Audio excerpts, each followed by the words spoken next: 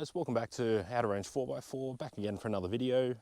Today, up in the Waddingans again, slightly different spot as usual though. I'm actually came to research a campsite for my mates and I to stay at, and I found the spot. So I was going to make a video today on all the cooking items I've got.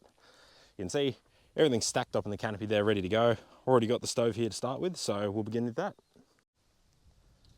So I have previously done a video on the Coleman Cascade 222 stove, so if you've already watched that video, you can probably skip this part, but I won't go in as much detail as I did then.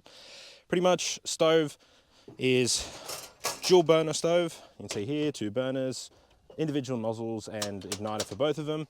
It's got windshields in it, which have this little peg there, and then you hook it onto the outside. It's got this little latch to keep it closed. This little grill net comes with it, and this runs off either your small little propane bottles, which I've got one of here. These ones, I don't know the thread name on this. And then they also come with LPG, and they have a little hose. Let me find it. So this is the hose and the regulator it comes with. So this regulator here, as you can see, just this little nozzle here, attaches into this hole down the side here. I'll move that so you can see, just down there. And then on the other end of it, it has this fitting, which, as I said, I don't know the name of that fitting. I'll search it up and I'll put a little bit of text at the bottom for you. But that's what that little green gas bottle I had runs on. And then it also comes with a hose. One thing too is this hose. An American viewer actually informed me that in America, this exact stove comes with a regulator, I believe they said, doesn't come with this hose. So if you're looking at buying this stove and you go and end up watching the other video I did on it, then just be aware to check if it comes with a hose, because some sales it doesn't, some it does. But this hose, this end goes straight into there, and then this is the 3/8 fitting for your LPG bottles, so then you can attach it straight to your bottle. Normally I do that, and I've got a spot to keep the gas bottle on the back of the car, because it's a lot more efficient than using the little green ones. I also have, if we move the regulator, this is a Coleman stainless steel hot plate, which is for the Hyperflame or the Triton line that they make. So it's not actually built for this stove, but what I got my dad to do was use the grinder and cut these little notches out, so that way fits perfectly on this stove. I don't use that as much anymore, and I'll get into that later as to why I start to use different things, but that's pretty much the Coleman stove as it is. If you want to know more about it, go watch the other video I've got. I'll link that in the description, but we'll go on to the next method. So, next stove is a mini version of a stove. It's a Jetboil Flash. So, if you don't know what these are, they're hiking stoves, so you wouldn't be able to use, you know, the other stove you'd use for, you could say cook bacon and burgers in it. This one you can't, because that is the stove. So when you open it up, it comes with one. I have 2 as I have a spare.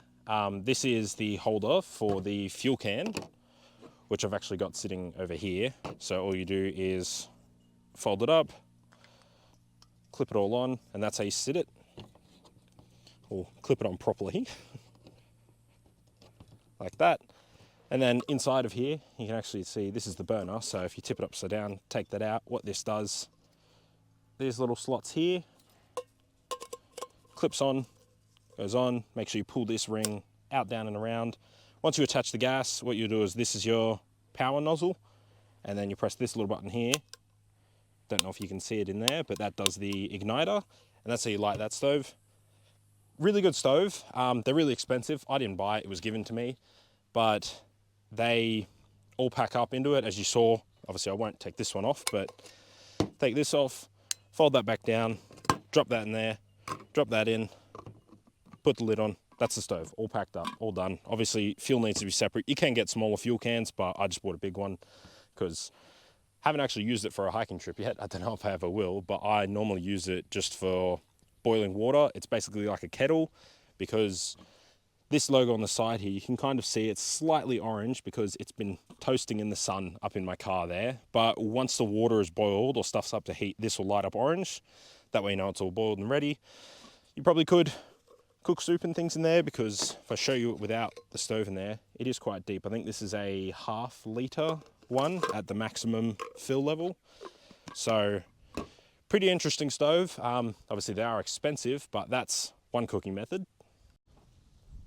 So I do actually have 2 more cooking methods in terms of like, you know, stove and barbecue and things and burners, which I don't have with me today because they're not normally in my car, whereas that Jetboil stove and the Coleman one normally are.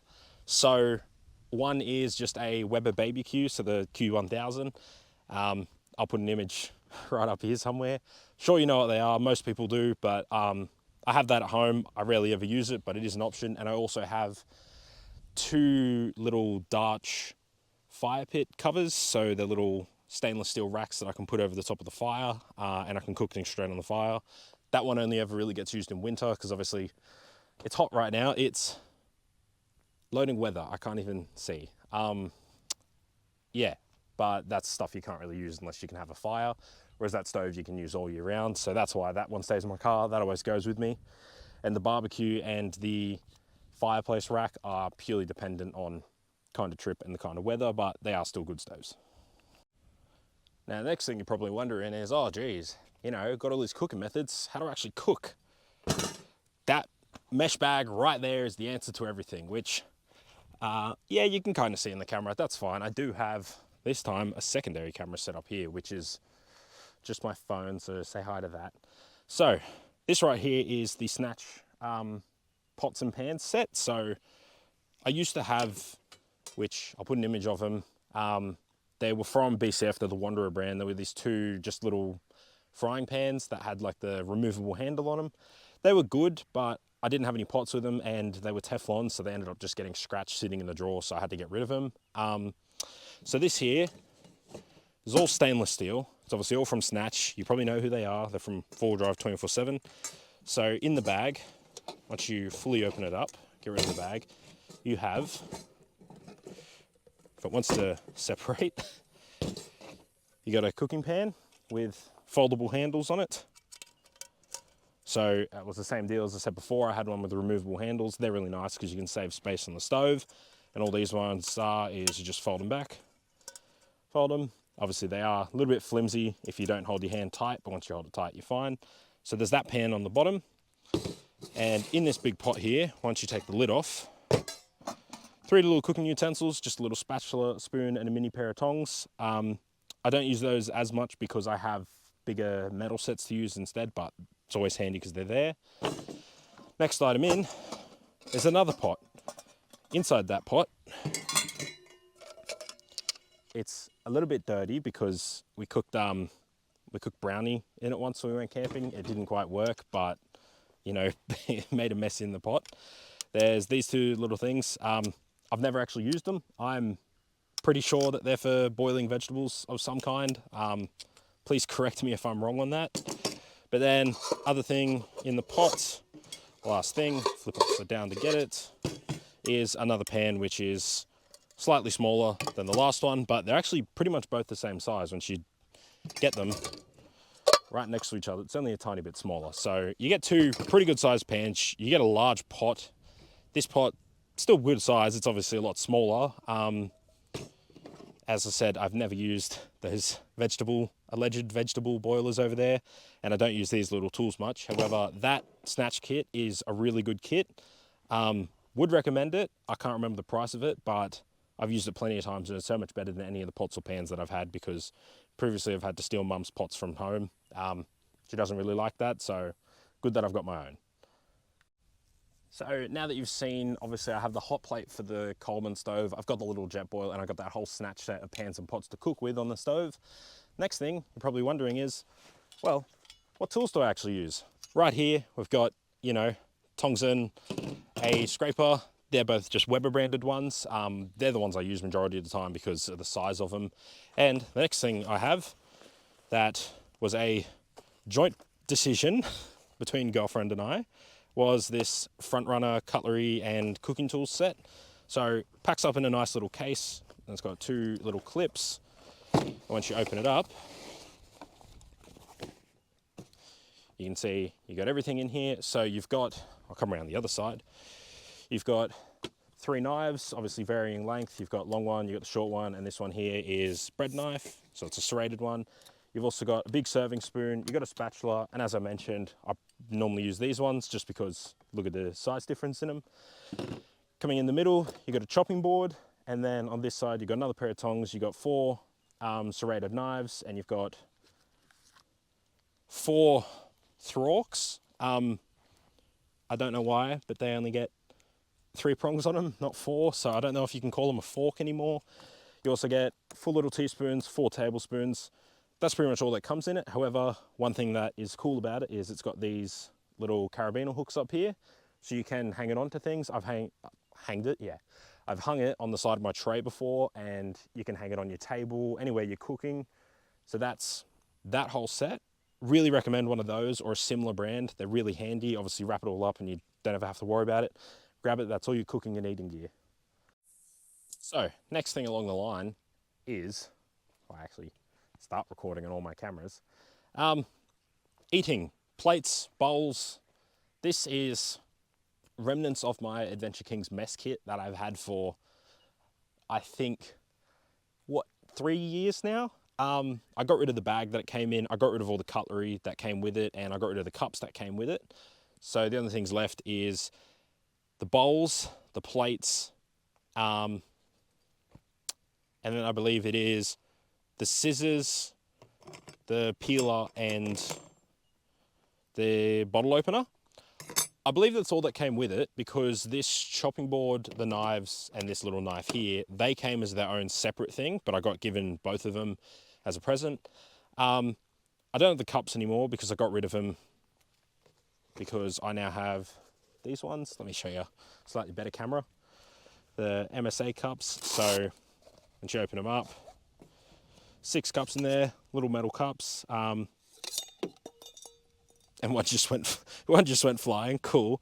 Anyway, yeah, they're really good cups. I recommend those. They're about $30. I got them at a 4-wheel drive show for, I think, about $20. Really recommend those. But look, if you're looking for a cheap mess kit, the Kings one will do it. And if you want the knives and cutlery as well, because obviously I got that front runner one, so that's why I don't have the Kings cutlery anymore. I replaced it all. But yeah, cheap method, cheap option.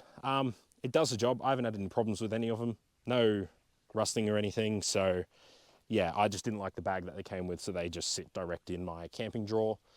But yeah. Now the last final thing that goes with the cooking and eating saga has to be cleaning items.